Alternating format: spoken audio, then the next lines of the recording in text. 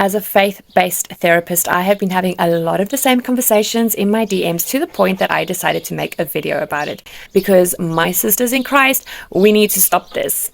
I think too many Christians have confused faith with passivity, and there is a difference between surrender and avoiding obedience. Many of you are praying for help, going to church, asking other people to pray for you, waiting on your miracle. And all of that is beautiful because it's rooted in faith.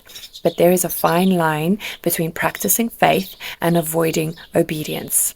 God is always answering our prayers, always. But sometimes his answers don't look like a supernatural rescue that requires zero effort from you.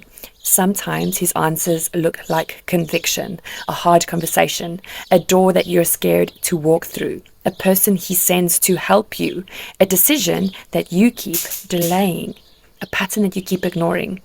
And here's what I need you to understand. If the same cycle keeps repeating in your life, God is not unaware of it. Nothing happens without his permission. And where there is a pattern, there is information, there is data. And if the enemy meant it for evil, God will repurpose it for good.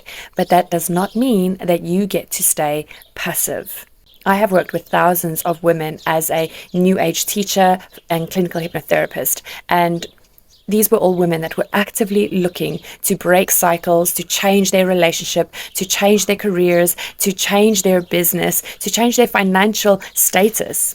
Before I was saved by Christ, I understood why manifestation and New Age practices were so appealing, because it made women feel powerful. It made women feel like they could take control and make something happen and finally change something in their lives. And the action takers 100% of the time manifested more than the ones who were trying to manifest with zero action. Facts.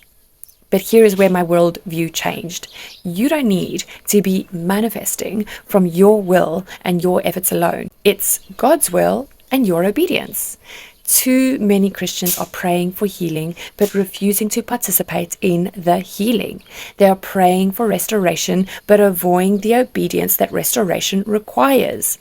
They are praying for clarity, but rejecting the instruction because it didn't come packaged the way that they expected it to. Many Christians are out here online talking about the waiting season, which is actually avoidance. You aren't waiting for what's being held. It's being held and waiting for you to arrive for it to finally be delivered. This ain't no door-to-door delivery. Sometimes I'm just going to pray about it means I don't want to surrender. I don't want to be stretched. I don't want to take responsibility. I want God to fix it for me without requiring anything from me. But that's not faith. That's spiritual bypassing with Christian language. It's like asking God to feed you while refusing to open your mouth. But because it requires humility, action, investment, or change, you keep calling it not yet.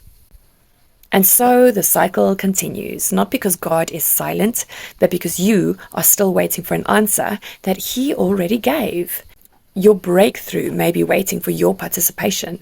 Your next level may be waiting for your yes. I said what I said. Leave your comments below.